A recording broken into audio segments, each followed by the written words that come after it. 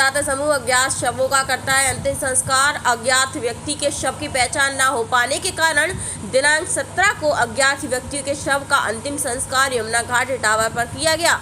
यह अज्ञात व्यक्तियों का शव दिनांक 14 को जसवंत नगर थाना पुलिस को रेलवे ट्रैक पर मिला। तब 72 घंटे से ज्यादा का समय बीत जाने के बाद भी अज्ञात व्यक्ति के शव की शिनाख्त नहीं हो सकी है। मृतक की उम्र 40 से 45 वर्ष के आसपास बताई जा रही है। अज्ञात व्यक्ति काले रंग की अंडरवियर और काले रंग की हाफ टी शर्ट पहने हुए थे। अज्ञात व्यक्ति के चेहरा पूरी तरह से छत्र विछत्र हो गया है। रक्तदाता समूह के द्वारा 7 अगस्त 2022 से लेकर अब तक इटावा और औरैया जनपद में 357 ज्ञात अज्ञात महिला, पुरुष, हिंदू, मुस्लिम एवं बच्चों के अंतिम संस्कार किए जा चुके हैं। इटावा से स्टेट हेड वीर कुमार की रिपोर्ट।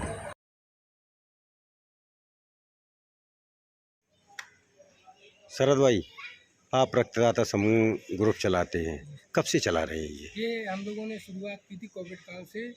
ब्लड डोनेशन के लिए हम लोग काम करना शुरू किए थे। उसके बाद 7 अगस्त 2022 से अननोन बॉडी जो कि इटावा और ये जनपद में जो भी अननोन बॉडी सब मिलते हैं उनका हम लोग अंतिम संस्कार करते हैं। ये कैसे तुम्हारे मन में आया? इतना कठिन कार्य है जिसको कोई नहीं करता है।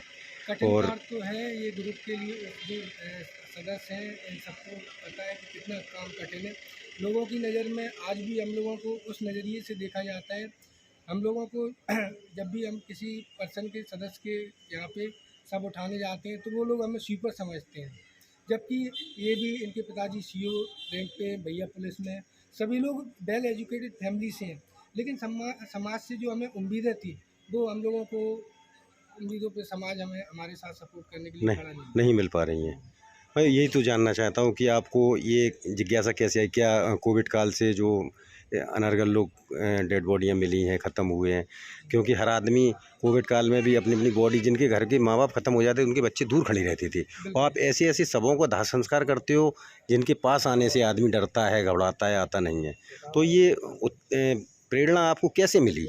ये मैंने नहीं, पूरे देश ने देखा था जब कोविड का समय आया था कि लोग अपने परिजनों का शव नहीं उठाना पसंद करते थे।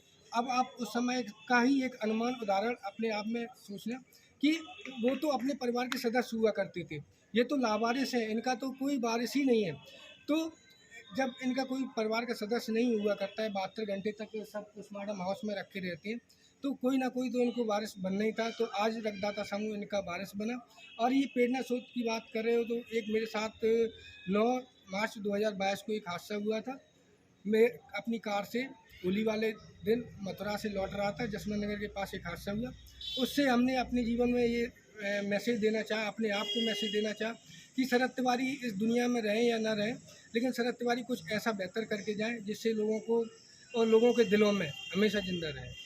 क्या कभी आपको ऐसा भी होता? अभी आपने कुछ दिन पहले दाह संस्कार किया था जिसमें कि पुलिस ने भी आपका सपोर्ट नहीं किया, एक महिला पुलिस का आरक्षी भेजी आपके साथ, क्या लगता है इस तरीके नहीं, से? ये भी मेरे साथ काफ़ी बार हुआ है कि आप अभी रिसेंट का ही उदाहरण है। सैफई पीजीआई में जिला अस्पताल से एक मानसिक रोगी को शिफ्ट किया गया था एम्बुलेंस के द्वारा।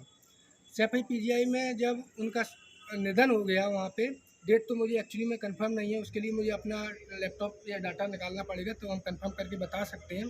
शायद जुलाई का ही महीना था। उसमें सैफई थाना पुलिस से जो पीजीआई की जो पुलिस चौकी है वहाँ से केवल एक महिला कांस्टेबल को भेज दिया गया, उनके साथ एक पीएचडी का जवान भी नहीं भेजा गया। एक कम से कम होमगार्ड तो भेज ही देते, ये मानवता नहीं होती है।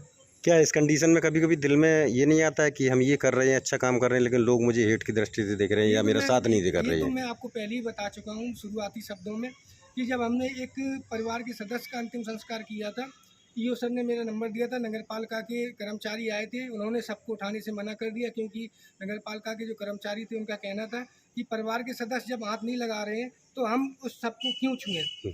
उन्होंने ईओ सर ने मेरा नंबर उपलब्ध करवाया कि रक्तदाता समूह के शरद तिवारी हैं और उसका ये नंबर है। मेरे पास 31 अगस्त को कॉल आया। हमने उनके सबको, एक खंडर था, यहाँ पे कोई खड़ा होना भी पसंद नहीं करेगा, और सब भी 3 दिन पुराना हुआ करता था। मैंने उनके भाई, जो कि भाई भतीजे थे, परिजन थे, उनसे कहा कि ज़रा मेरा हाथ लगा दो अपने परिवार के सदस्य के अंतिम संस्कार में। किसी ने हाथ लगाना भी उचित नहीं समझा। जब सबको हम लोगों ने बाहर निकाल लिया तो मोहल्ले के लोग कह रहे थे कि ये तो सफाई कर्मचारी हैं, ये स्वीपर हैं, और पता नहीं क्या क्या आपस में जो बातें कर रहे थे वो हम आपके माध्यम से समाज को बताना भी नहीं चाहते हैं। अपने आप में बहुत कष्ट होता है कि ये जो प्रेरणा हमने ली या जो हमने बीड़ा उठाया, ये हमने इसलिए नहीं उठाया था कि समाज हमें हीन भावना की नज़र से देखने लगे।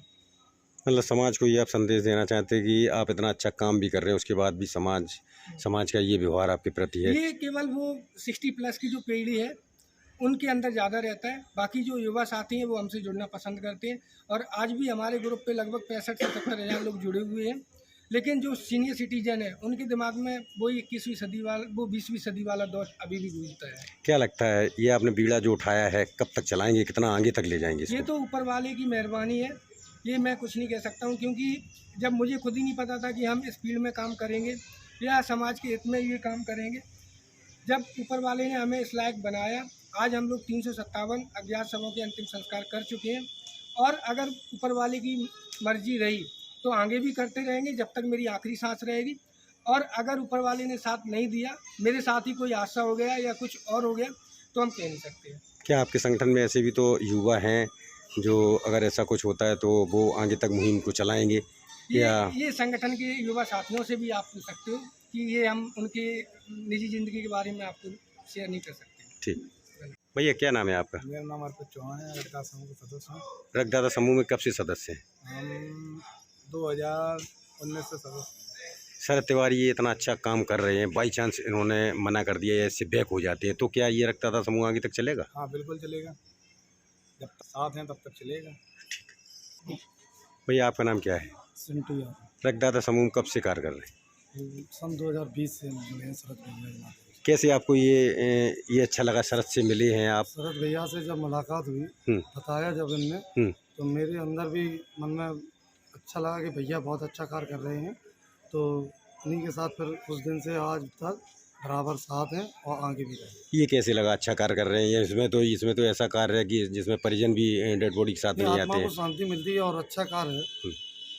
क्या अगर शरद इस काम को छोड़ते हैं तो क्या आप लोग आगे तक ले जाएंगे? बिल्कुल, और भी सदस्य हमारे लोग हैं साथ में, बहुत से सदस्य साथ भी हैं, सभी लोग साथ में काम करेंगे। ठीक।